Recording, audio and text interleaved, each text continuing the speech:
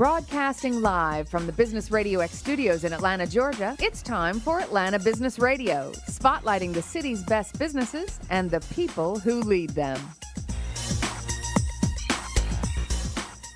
Welcome back to this very special edition of Atlanta Business Radio, brought to you by our good friends at the Long-Term Care Planning Group. Now, this is one of my favorite shows simply because you're promoting women and their amazing businesses and what they do and how they do it. And I just love anything that's for women. So here, I'm going to turn this over to you, Corey Rick. Well, that makes two of us, Sanjay. Today, we have another great show. We have Cathryn Marshall, who is the CEO of Simple Fat Burn. Cathryn, welcome. Thank you. Thanks for having me. Happy to do that. You're in the business of helping people with nutrition and fitness. I am. Tell our listenership about that. Well, I spent 20 years working as a personal trainer in sort of all aspects of that business. And I just learned over the years that there were some very simple things that made all the difference. So I really teach people to get fit fast and make it last. What do you tell? I mean, did you enjoy being a personal trainer? I loved it. I mean, I still love it. It was just time for me to go bigger and to reach more people. And I realized the magic was in the coaching and the teaching and the education and getting people to actually make changes for life. Do you think that the magic is, were you concerned about what happened to the people you were training when they were outside of your supervision? No, because I call it Simple Fat Burn for Life. So I'm really teaching strategies and concepts and things that you know, they might come back. Sure, they may fall off the wagon, but it doesn't mean they're losing everything they've learned. It doesn't mean they can't jump back on if they lose some progress. So no, I had to really gain a healthy detachment when people would move on from me or maybe go back to some old habits that weren't serving them so well. But still keep the door open and let them know, hey, you can pick up the phone and call me or text me. I'm here for you. Healthy detachment. I think that's what a great term. I'm going to steal that from you and not give you credit for it. Okay, great. You have a book out there, Simple Fat Burn. Tell us about that. I do. I wrote Simple Fat Burn to really convey what it is that I do. And I wrote the book in 2014.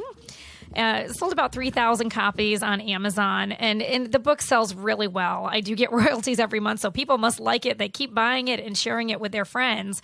But it teaches three things. It teaches you about what to eat, what to do, and how to think to become a better version of your former self. How much of, the nutrition thing we were talking prior to the show, the nutrition thing seems to me a pretty significant variable. It is. And it's something that a lot of people struggle with. Oh, most people are struggling. Even the people that look pretty good and healthy would come into my office and sit down and they're really struggling. I mean, they might look good on the outside, but if they're up 10 or 20 pounds or they're not functioning well, they don't have energy. They're binging on foods that are not serving them well and they don't know what to do. So I would say most people are struggling with their nutrition. How do you help people initially? It seems to me that, a lot of people have no problems with the working out.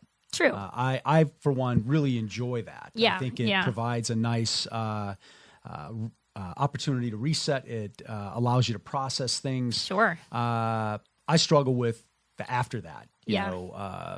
The refueling and, it seems to me there's a system of nutrition. Walk us through what you coach your clients to do during the day. So I'm really coaching people, number one, to eat real food. I think we all get into too many processed products. So, and I'm really educating them on what foods are not going to spike their blood sugar and really sustain energy over time. So what are the cleanest organic sources of food that are available? And let's face it, it doesn't need to be perfect, but it needs to be better over time and truly better, not some of these things that are fly-by-night fads that come and go. And a lot of things that look healthy are truly not healthy. So you talk about sustained energy. What kind of foods are Sure.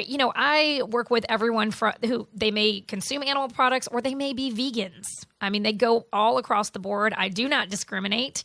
So I'm talking to them about, number one, organic green vegetables. I mean, I think if there's any food out there that is medicine that will treat you well and really give you energy, it's getting more organic green vegetables and getting from as close from earth to mouth as we can. And again, that's not always possible, but you can shop organic. You can go to the farmer's market. The good season is coming up here.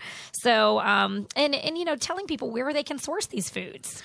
Why do you think that's a big deal? Why are you so pro-organic? Yeah, I am so pro-organic because if it's not organic, it's genetically modified. And what that means is the pesticide is in the seed. That's a really big deal. So why? Because, if you know what glyphosate is what we use to kill all of the bugs when we spray down the crops. And if the glyphosate is in the seed, and then we spray the crops, there will never be a bug in those crops. And we grow that food faster, bigger, quicker. And therein lies a piece of the problem with illness. The fact that we're eating glyphosate meal after meal after meal. We wonder why people are sick. We wonder why people don't have energy. When you get organic foods, we're not using those pesticides and herbicides. So we're actually getting the nutrients from the earth. We're getting a seed that was not made in a laboratory. And we're really getting nutrient density. So if the body runs off vitamins and minerals, when we need to put organic food in it. The cleanest sources of nutrition are critical, that we start looking at our food and questioning the source. So do you say the same for people that eat meat? Well, again, I work with people that do eat meat, and I would say you want to go with wild-caught fish, organic chicken. If you consume beef, organic grass-fed beef. So again, you're looking for that labeling. You're looking for the source of the food. There's a big difference. There's a really big difference between mass-produced and something that may cost a little bit more. And, it is a myth that you're going to spend 3 times the amount on the groceries. When we really do the breakdowns, we don't eat that much food. Yeah. We pay more for processed foods that look real pretty, that are produced very, very cheaply. And we go, well, gosh, what did that bag of chips cost, right? Well, there's one thing, one of the things that I think is interesting, and it gives rise to this processed foods and the things that they're putting in, the plants or the cows. Sure. And here's an example. I'm 54, and when I was in high school, and our football team, it was a big deal to have a guy that weighed over 200 pounds. Sure.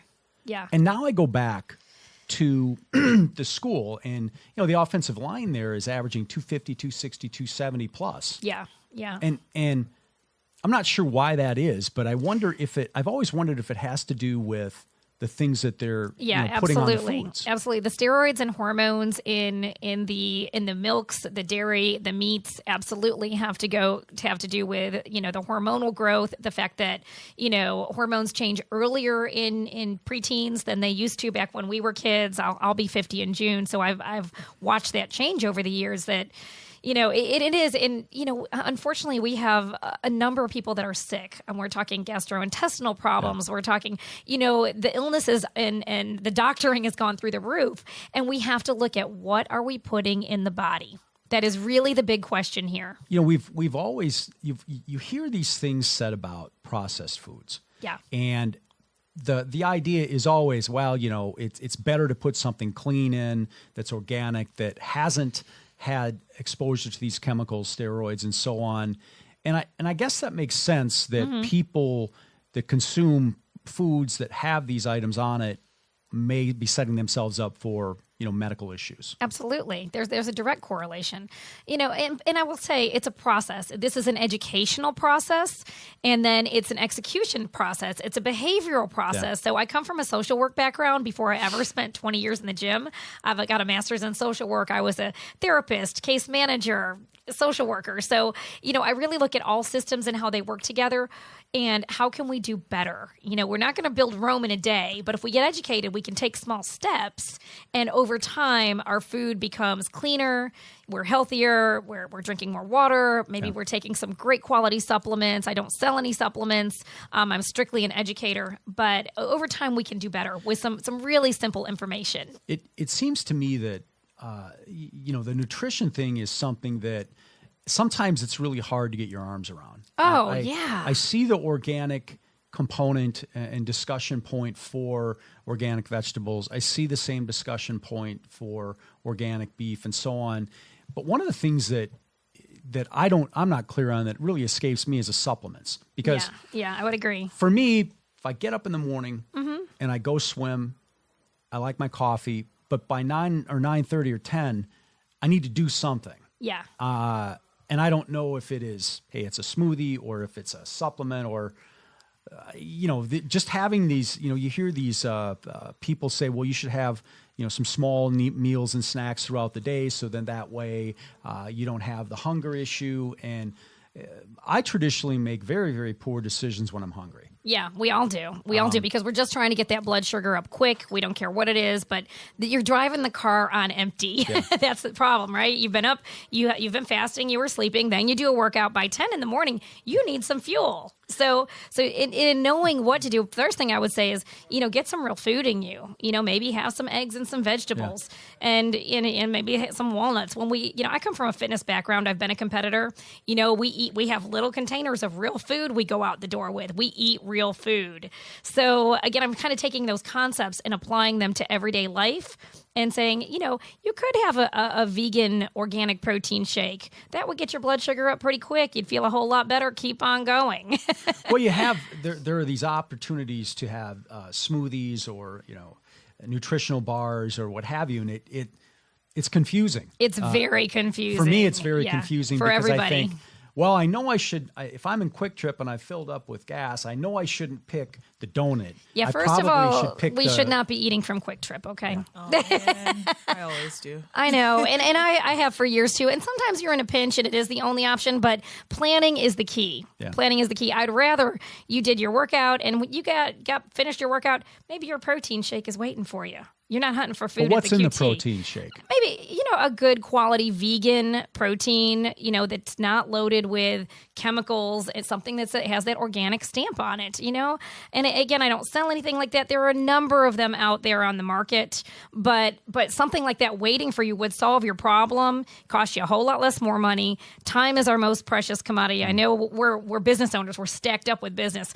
Let's just look at your time every day of pulling in that Quick Trip and take that out of the equation, break it down and say, I'd rather you have your time handy and give you your time back, and you've got something really, really nutritious waiting for you because of a little bit of planning. Well, it seems to me that certainly planning and having the materials beforehand lends itself to a better outcome and less times during the day when you're very, very hungry and putting yourself in a position to make bad decisions. Yeah, and not only that, more energy, Does your background as a therapist and social worker, do you think that helps you with what you're doing? Tremendously. It has everything to do with what I do because, it's really getting inside the mindset and working with people to take baby steps and reframing a situation and saying, okay, here's what I can do to make a change. Because being a social worker is all about behavior modification. That's what we're really coaching and teaching people to do. How did you decide to start your company? Good question. I've always sort of been wired to be an entrepreneur. So I moved to Atlanta, Georgia. I was looking at getting back into social work and I just wasn't feeling it. I just, hit the wall where I took a break for about 1.5 years from working as a professional. And I came up with, what do I love? I love the idea of being healthy. I was overweight. I needed to lose some weight myself. So my first step was start working out, start learning, hired a personal trainer, lost 34 pounds in 90 days. And I said, within 12 months, I'm going to start taking clients.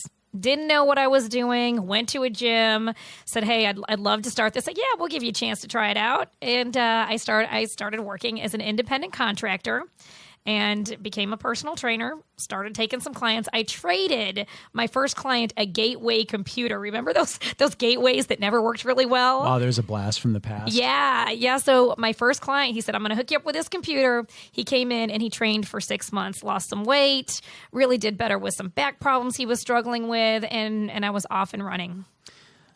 Do you have a perspective set of exercises that you prefer for people, or do you kind of, I'm sure you probably gear it to each client, but do you have some exercises that you're more inclined toward than others? Well, I would say more of a structure. You mentioned that you're a runner.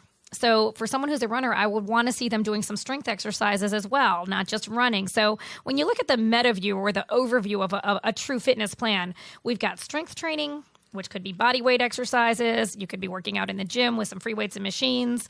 And then we've got cardiovascular exercise.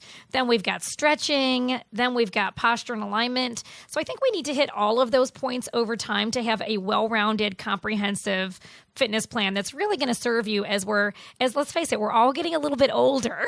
So, it does beat the alternative, though. Right. But don't we want to be pain-free and feel good and have energy while we're here on the planet? Well, I think the stretching is becoming more and more important as time goes on. Yeah. It wasn't something that I was a fan of when I was younger. It becomes necessary as we get into our 50s, right? It's certainly something to consider. And there's also something to do with posture and alignment that will keep you pain-free.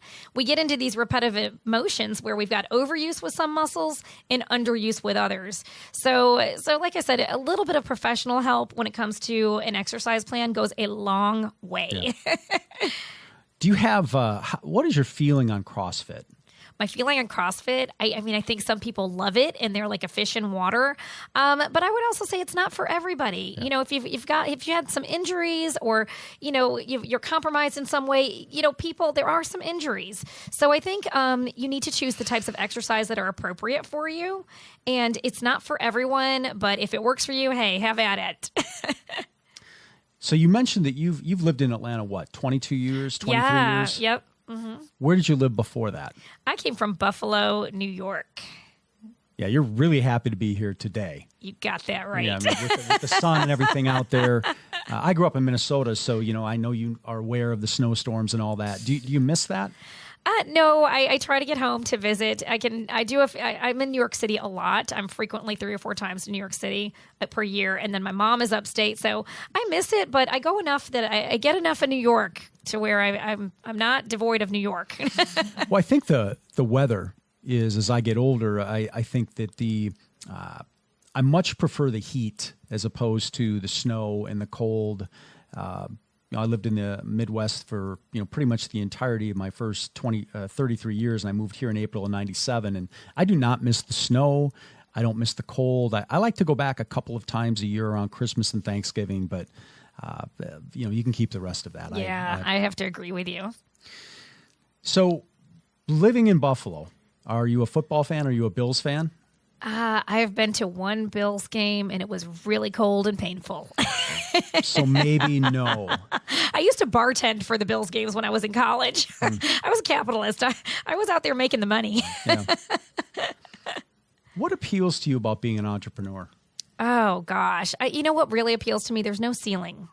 You know, you can diversify your business as long as it's in alignment. You can make a lot of money and give back. I think you can network and meet amazing people like yourself. You can become a professional speaker. You know, I'm fortunate enough to be able to do some TV and radio every month. So, you get the variety. And I really believe that you're either wired to be an entrepreneur or an employee. Now, you may need to be an employee and have that baseline income to really get your business off the business. Absolutely. But I will say, I just think there's a lot of joy in being a successful entrepreneur. Well, I think you've differentiated yourself within fitness. I mean, you're clearly an author, you're a trainer, you have the recipes, and you also do some professional speaking, right? I do some professional speaking on topics like how to get fit fast and make it last, how to manage a super busy schedule and get your workout in. And, I really believe that people are hungry for knowledge, but knowledge that really lends itself to value. Things they can actually take out the door with them, put into place and go, man, that was a great talk. I walked away with some good things that changed my life. How did you become a speaker and get paid professionally for it? Well, I started out, of course, coaching people, and I have a full coaching business. I coach people all over the country in groups and one-on-one. And I found that when I would speak to groups, I always got clients. And this was before I even knew what I was doing. So I was hosting my own speaking events as a personal trainer. I'd invite 40 or 50 people in. I'd give a little talk. No clue what I was doing, but somebody signed up. And it was a lot of fun. The energy was up. The energy fed me. It fed the group. So I just started out really winging it. So are your clients, are they more individual or are they corporate? Do you have companies My clients are typically individuals, families, people that are struggling with their weight. So, and I coach people all over the country. To give you an example, I just did a one-day event called Health is Wealth. And we had 40 people in the room, and some of those folks signed up for a group coaching program. And I get calls every day from people that are like, gosh, I know someone you've worked with. They lost the weight. They came off medications. We're struggling. We exercise, but we're not there with our food, or we need a little bit more motivation. We need some structure. We need some accountability. So it's really been a blessing to be able to help many, many people. And it brings me a lot of joy. It's all about the results. You mentioned that you help people schedule, you help them with manage their busy workloads, busy schedule. I forget exactly what you said, but a lot of people struggle with, okay, when do I get my workout in? Yes. And I'll tell you, it comes back to giving them some tools and some time management skills. I was on the phone yesterday with a couple of new clients, and it was a couple, and they haven't been working out for several months. And they had to it was a conference call, and I had them working in their calendar to block that time to get it done, whether it was together or separate. We set up the workouts. We started with baby steps, just a 30 minutes of exercise 3 days a week. But unless someone holds you by the hand while you're running a business and walks you through these steps, guess what? Life and business is just too big. It doesn't get done. We need that help and assistance. I have found that I need to do it right away in the morning. You sure do, because what one of the people said yesterday, she said, I'm not going to do makeup twice for the day. It has to happen early. Yeah. And they had been going to bed at 2:30 and 3 in the morning because there's so much work. Yeah. So I would imagine that you're helping them. Are you helping them manage their workflow, manage their workday? I mean, I know you're helping them schedule the workouts in. That's what I've heard. Absolutely. I'm helping them with concepts like delegation and saying, hey, let's really take a look at what can we delegate, what can we prioritize, what can we let go of? Because let's face it, if we don't block and protect our time for family, for friends, for exercise, for sourcing clean food, we just can't, we're not functioning well on average. Well, if you don't run your calendar, your day runs you. Absolutely. Yeah. I've had a lot of clients and friends that they have said, hey, if I don't get my workout in the morning, it's easy to say no. It's easy for something else to become more important. And it's really becomes, it seems like it's that simple as drawing the line and saying, hey, when it gets to be 6 p.m., I have to be at the gym for this class, or I'm going to do, I'm going to run, or I'm going to do whatever. Right. And then I think that one of the things that we talked about, Stone, one of the owners of the station, we talk about having tickets. And it could be as simple, it really is having something to look forward to. Like, I really look forward to my workouts. Sure. I look forward to processing whatever happened, good, bad, and indifferent during the day. And usually after I'm done, it doesn't seem like whatever happened was as bad or as good as maybe I made it out to be in my head. It helps sort of level you out. So there's a reset component to that, I find. Yeah, well, you're investing in yourself, and you'll always get your return on investment with exercise.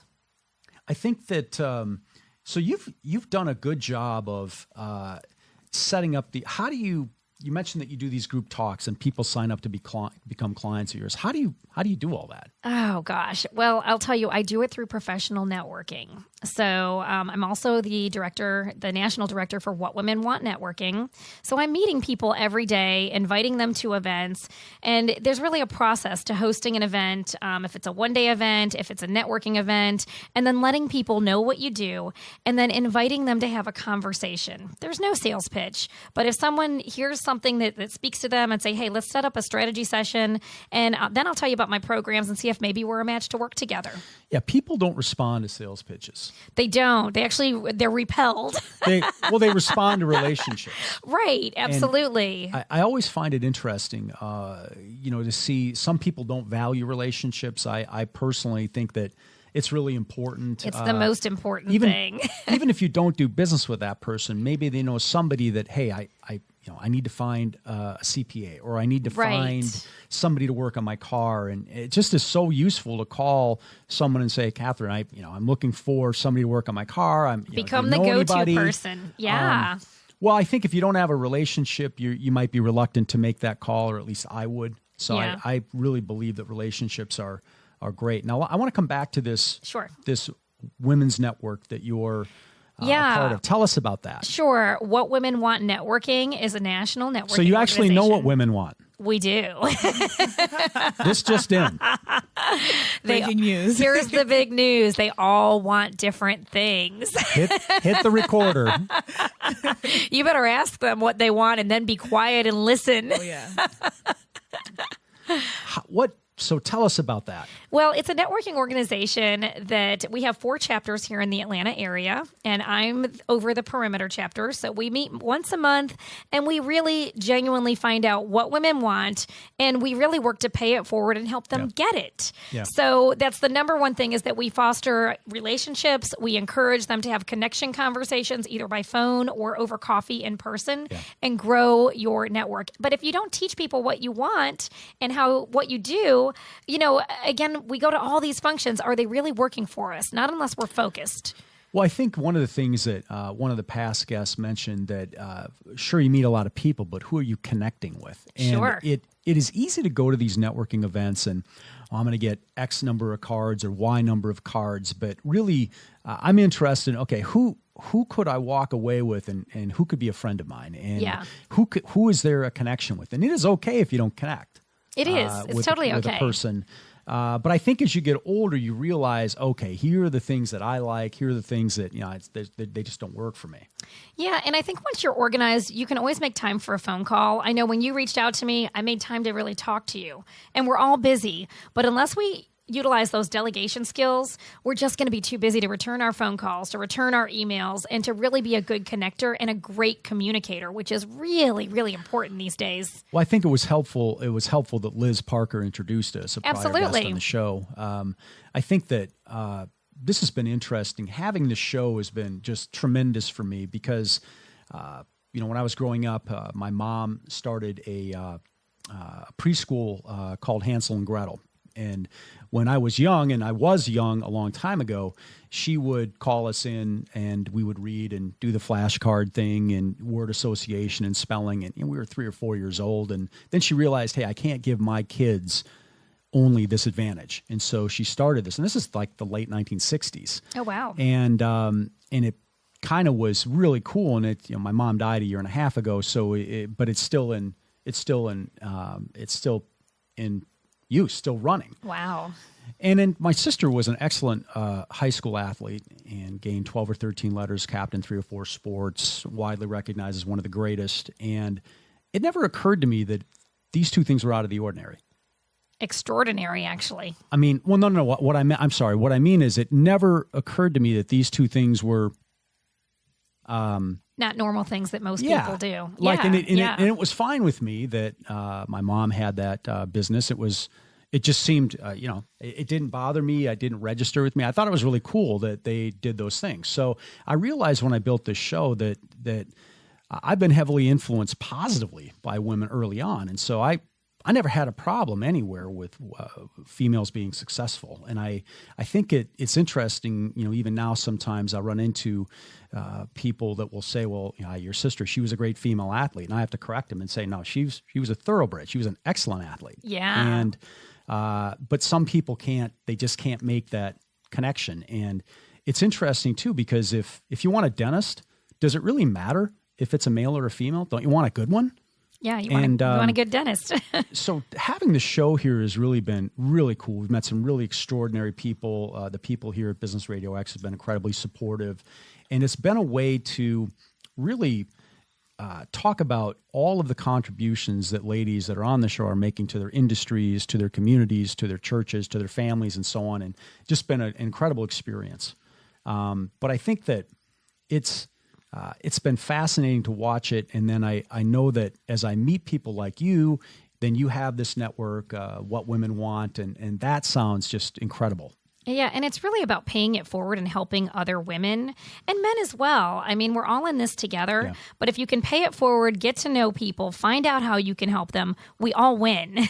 It's pretty exciting. Well, I think, too, that something that has been really a great outcome here is that I've learned that to connect people, if you're connecting the right people, that's kind of cool. Yeah, it's a big deal. And what it gives you is a boost. It certainly helps the people you're connecting. And so, and then we can share more of our gifts and talents. You know, we've got all of these business owners that are so good at what they do. And usually what they need is more clients. Yeah. So they've got to get the word out. They've got to utilize their social media. They've got to show up in person for networking. And then we get to know each other and make these amazing connections. And we not only meet women that are spectacular, they are world changers. Yeah. Well, there's an old saying I just made up. We have room for one more client. I love it. It's interesting to see how people are getting business. I mean, you're networking, you have your networking groups, but how are you utilizing social media to drive the interest? What a great question, because I've just been talking with, we're hosting a summit with Araya McGarry of Araya McGarry Productions, and that's coming up March 24th and 25th. And we were talking about how do you get traction on Facebook in particular. And it's all about organic connections and people talking to each other in the newsfeed, not just an emoji or one word, but actually, Facebook's goal now is to foster relationships, like truly. So that's how you actually talk to people on social media. You post, you talk to them, you repost, you like, you tweet. So it's really amazing. Just before coming up here, I was hosting a Facebook watch party. Now, rehosting a show that was on last night, what I've got is more people logging on and watching it, and I'm commenting and getting people involved and letting them know about the summit that's coming up. So pretty amazing. But we actually have to do a little bit every day, and we have to be authentic. We have to be engaging. It has to be interesting. Well, I think you have to be sincere. Yes. Because people can smell insincerity. Yeah, it's not a numbers game anymore. Actually, I call them dead numbers. Let's say you've got 5,000 friends on Facebook, but you're only engaging with 50. You've got a lot of dead numbers there, and it's not helping your case on social media at all. It's actually hurting you. Well, and you can only have capacity for so many, right? Right, absolutely. You know what's become golden now and really platinum is a small following of engaged people in you and your business and your platform. So that really is the golden goose now. How else are you getting your clients? It seems like you're everywhere. Somebody just said that yesterday. You're everywhere. I will say it is making it known on social media, number one, but I am getting clients through speaking events, sponsorships, networking events, and social media. Those would be the 4 ways that I'm consistently doing those things, and not just doing them. There is a formula behind each of those things so that they're not only effective and efficient, they're actually bringing me conversations with people who get what I do and are leaning in and saying, hey, I'd like to know more. I'm not selling out there in any of these things. What's the most satisfying thing about your business? Oh, I will tell you, it's the results. It's people like Rick getting off medication, no more blood pressure medication. People who were pre-diabetic are no longer pre-diabetic. Type 2 diabetics reversing those symptoms. That is the most rewarding thing because health is wealth. How do you track your clients' progress? That's a great question. It's an accountability system in which they're emailing and texting in their food log, their body fat percentage, their weight. So it depends on the client, but we actually try to implement the appropriate amount of tracking and type of tracking for the client. And I will say better is better. I'm looking at photos. I'm looking at text messages. I'm getting feedback. And we also have a private Facebook group. And, right now there are 160 active people in that Facebook group for Simple Fat Burn. So it's a community. They're encouraging each other. That's great. How has your business evolved over the years? I've been able to scale my business. That has been the most amazing thing. So how did you do that? How did I do that? Through some fantastic business coaching with a company called Revenue Breakthrough that Monica Shaw owns. And I'm actually a sponsor at her event coming up May 16th, 17th, and 18th. So it's called Master Your Money. That event is hosted here in Atlanta, Georgia, once a year, and she lives in New York City, so I have a coaching community that I'm involved with, and I'm a client. Like, I really believe in coaching. I will say the answer is coaching. Well, not all of us, even though we may be very, very good at what we do, we can't possibly have all the answers to the questions and have answers to the obstacles that we see every day. So I think it helps to have somebody that has an independent perspective to coach. Oh, absolutely. And you want a coach who's been successful, right? I mean, I really have been, my mission has been to help millions of people end the struggle with weight. So I got a coach who was way more successful than I was and knew a lot of things that I knew nothing about and really had a proven track record, a history of being successful with other clients. I hired a 7-figure coach. Yeah. I had been working with other coaches and they just couldn't get me those answers. They wanted to help and they were pieces of the puzzle. But when I was really ready, the right coach showed up, and that was almost 3 years ago. Isn't that interesting? You need something. You're not exactly sure what direction to take, and then all of a sudden, sort of the teacher presents itself. Yeah, and people kept telling me for years, you need to leverage your expertise and you need to scale your business. I was willing. Maybe I wasn't quite ready for those tools until the last 3 years, but then it just took off like a rocket. Oh, that's good stuff. It is good stuff. Tell us about one of the more unusual clients that you've had. Well, one of the more unusual clients was Chuck Grenner. He came to me. He was over 400 pounds. And he really needed to clean up, get off the sodas, get off the bread. And I said, let's cut back on the bread when we got started. So the next time I looked at his food, like I said, where's the bread? He goes, I just gave that up. And Chuck lost 200 pounds in 16 months. Good for him. Those are results that are unsurpassed. And then his daughter, he really did it for his daughter. She lost 100 pounds in 8 months, and she's now a simple fat burn coach. Oh my God. So she helps other people get healthy. That's amazing. How do you help them substitute whatever they're giving up? Do you have a strategy for that? Yes, it's a crowding out. We build their meals, and it is a crowd where we're putting the good stuff in place of the stuff that's not so healthy and saying, hey, you can have some of the other stuff. Let's just do less of it. So it's a very gentle approach. It's a very kind approach. We need self-forgiveness. There are so many emotions around weight loss and food choices, and we all have a story. So we really set out to write a new story. So when you have free time, how do you spend it? Oh, gosh, I block free time. So I'm blessed that I have plenty of free time. I spend it with friends and family. And I love to get down to the beach. Like, the beach is my thing. I like to travel. Where was the most recent place you've traveled to? The most recent place I traveled to was New York City. I go to New York City a lot. I've got friends there. What Women Want is owned out of New York City, and so is Revenue Breakthrough. So I go for business intensives, and then I spend a couple days going to museums, hanging out with friends, and it's business and pleasure. It's actually all pleasure. It's all a lot of fun. Then do you see family when you're up there as well? That's a separate trip. Upstate New York is the other direction. My mom's right over towards Buffalo, so I usually do one trip to New York City. Will not be the same trip to upstate. When you work out, what do you do? What are your preferences? What a great question. I'm sort of a strength training and cardio girl. I actually last year did a 10-minute plank. Worked up to it. But I love strength training. I've been a fitness competitor in the past. That's how I learned a lot of this craft. But I typically like to get outdoors and run. The weather's breaking now. I'm with you. I don't like cold weather. But this morning I saw joggers. I was like, I can't wait to get outside and run tomorrow morning. Yeah. And then I get in the gym and I do some strength training 3 or 4 days a week. And I still work with a personal trainer. Again, I'm a big believer in coaches. And my trainer's George Turman. He is an IFBB pro bodybuilder, which means he's sort of the kingpin with TNT Fitness Studio in Duluth. Yeah. Outstanding. What hobbies do you enjoy other than working out and things associated with your business? I love art. I am sort of to me, art is like coming up for air. So I love anything and everything art. I love to paint. I love to get together with friends and paint. That's probably my biggest thing that brings me joy. What's the most challenging thing about your business? Gosh, the most challenging thing about my business.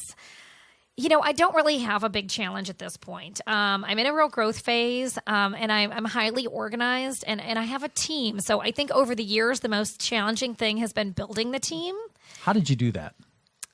What made you decide that you needed to build a team? Well, it wasn't so much a decision as I needed help getting organized. I needed a personal assistant. So I think the decision came to get me, and I said, I've got to get help. And I had a life coach years ago, and she said, get someone to help you at the house, get someone to help you with the cooking, get someone to help you with the kid. So I'm a fan of delegation. I honestly delegate everything I can so that I can efficiently run a business and have time for the friends and family. But I think it's attracting the right people. And over the years, you get better at spotting who has those qualities. Yeah. I've got a phenomenal personal assistant. I spend lots of time just knowing her as a person and building her up because she keeps me going. She's probably the most important person inside Cathryn's world as this business grows and leaps and bounds. And she probably can anticipate what you need next and maybe think of things before you maybe consider them and just sort of take care of it. That's outstanding. Well, even bigger, we have a Google Doc that we're constantly adding to and refining and changing. It's sort of our living document for our work together. So, when you've got good help and if somebody goes, we've got that information. Let's say she had to go out of town for a month or had a sick family member. I could bring someone else in and keep the wheels on the bus without Cathryn getting stressed out. Yeah. I actually don't get stressed out anymore, which is wonderful. I actually can't get stressed out. Well, it sounds like you've done a very good job of organizing everything and sort of putting everything in its place from talking to you and from what I know about you. Years of helping practitioners and still a work in progress. Yeah. Do you have a set work schedule that you abide by every day? I do. I'm usually up pretty early and work out around 6 a.m. And then, I schedule my appointments. And I will tell you that one thing that I don't do is I don't overschedule myself. That way I can take a phone call. I can answer the emails. I can do the most important things first. And I think that is the gift in life and business is learning to do what matters and letting go or delegating the rest. You mentioned this thing at the outset, healthy detachment. Yeah. Tell us about what you mean by that. Well, let's say you have a difficult client. No, you have difficult clients? You have clients that don't do what you tell them? Only until we fire them. But I'm saying somebody who really doesn't want to play by the rules, somebody who wants special treatment, who really is going to just pitch a hissy fit at every corner. I think you have a healthy detachment and you handle things professionally. Yeah. You do your best. You do your best for what's in it for everybody. And if I'm saying, hey, this is good for me, this is good for you, let's communicate. Let's put all the cards on the table and make wise decisions, not emotional decisions. Let's not come from ego. How about that plan?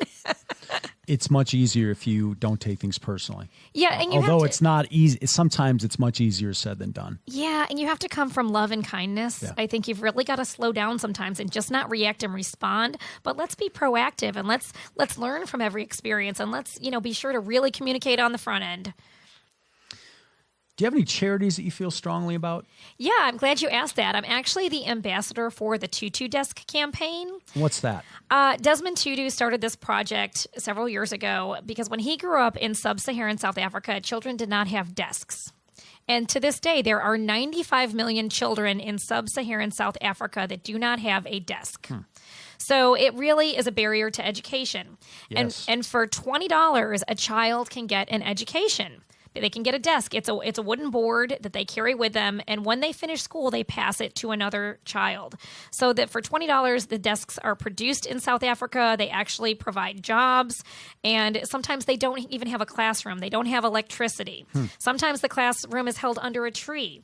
So I was introduced to Thandika Tutu, and that's Desmond Tutu's daughter, and became one of the ambassadors. I'm the Atlanta ambassador for the Tutu Desk campaign. So if you go to tutudesk.org for $20, you can make a difference in a child's life. 50 desks will supply a classroom, and 1,000 desks will supply a school. They actually have a handover ceremony. So there's a lot of joy for a very small amount of money. And I want to teach people that for holidays, birthdays, why not donate to a charity? We don't need more stuff. I'm pretty clear about that. So I say when you have a big special occasion, choose your charity. Give to your charity, and maybe do that for the party instead of us going out and buying more tchotchkes. Yeah, there's certainly something to be said for being a minimalist and looking after people as opposed to things. Less is more, don't you think? I concur. So you've been invited on the show because you've been highly recommended by a former guest, and you've had a lot of success.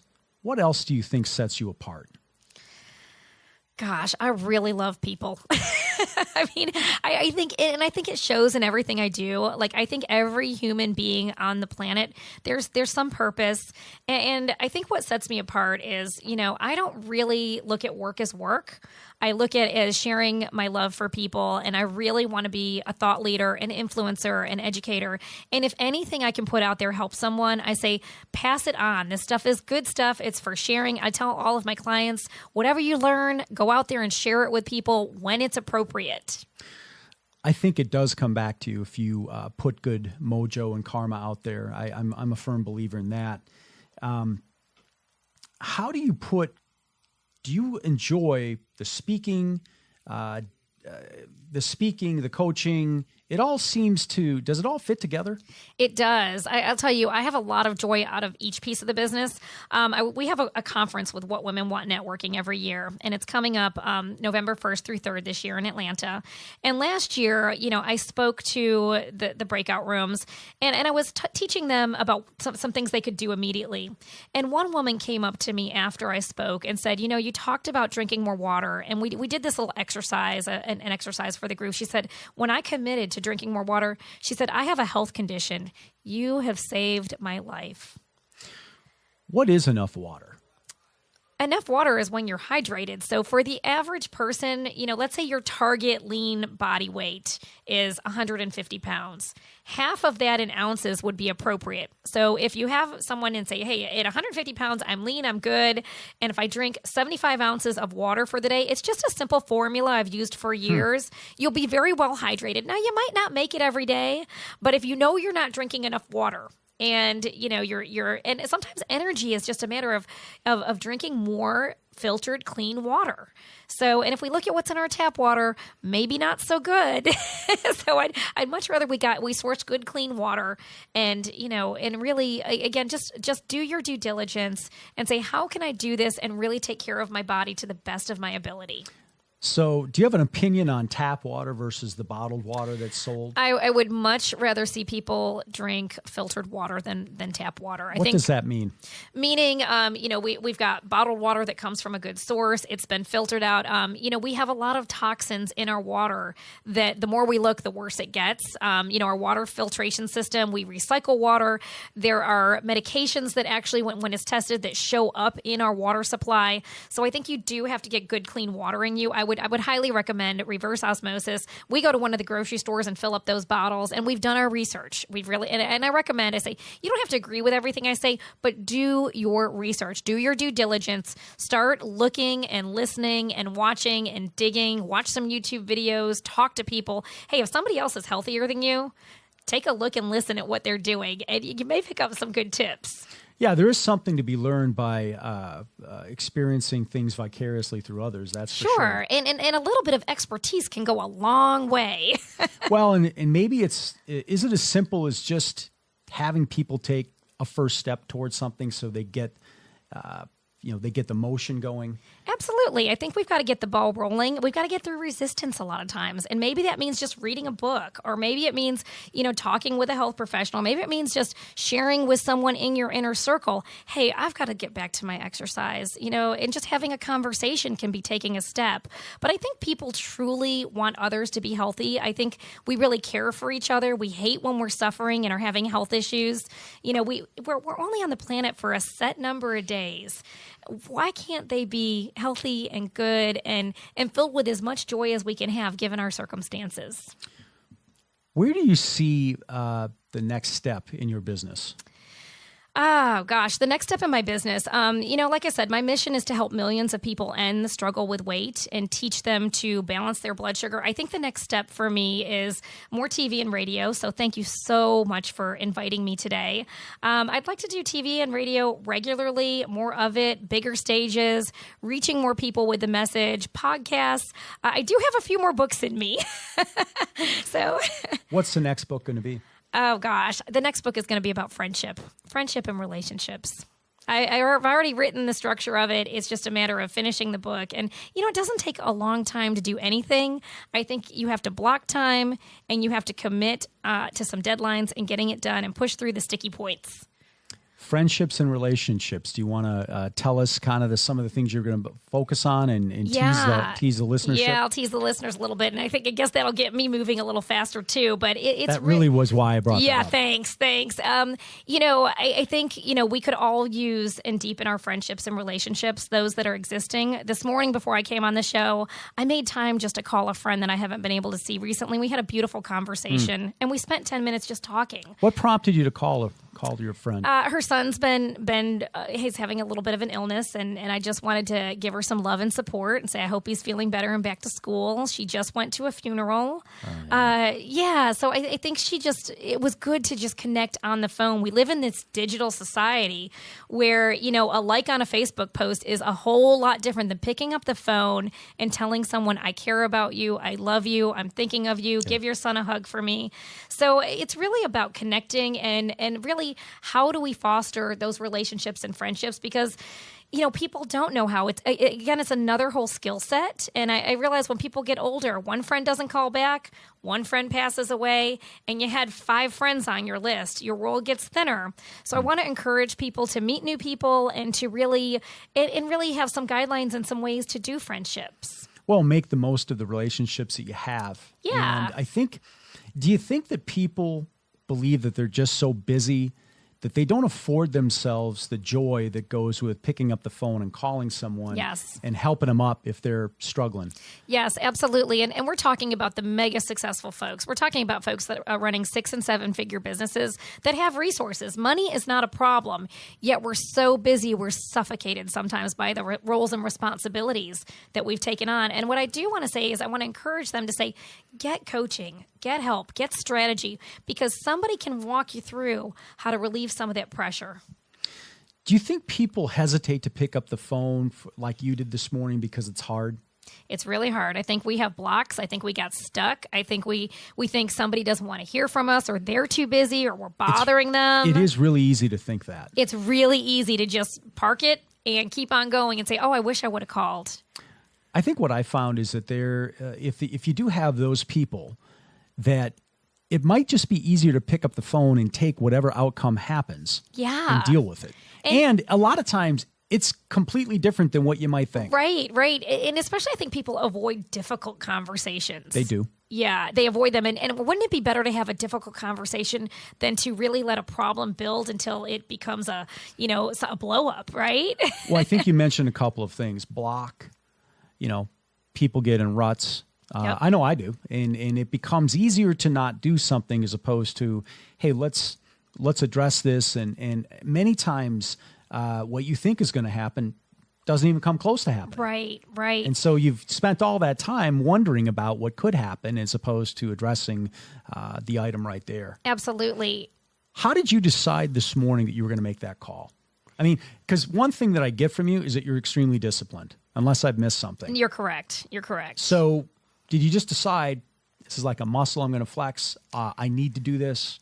Well, I work off intuition, so yes, I've got, 40 people and 40 things I could talk to before getting here this morning. And I was up early. I was up at 5 a.m. and the list is scrolling. But I think it's a matter of intuitively deciding what matters the most. Yeah. What matters the most, who matters the most, and really taking those few precious moments and reaching out. And here's my real gift and talent is to really focus on what matters the most and then get it done and to teach others to do the same thing. When you coach your clients, do you tell them, hey, put 3 things on your list?